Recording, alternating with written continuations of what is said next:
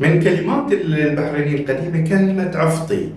عفطي يقولونها حق الشخص المنحرف أو المحتال أو صاحب السلوك الغير جيد. وأيضا يقولونها حق الشخص اللي مثلا يبي يستصغر شخص، يطيح من قدره ومقامه، يقول له هذا عفطي، فلان عفطي. عفطي يعني يقلل من مقامه وقدره، يعني يصغره. ومن كلمات البحرينية القديمة كلمة أنجيش. أنجيش يقولونها حق اللي هي ثمرة الفواكه، مثل الخوخ، اللوز. وفي مثل شعبي يقول مفتح باللبن مكسور على راسه الأنجيش.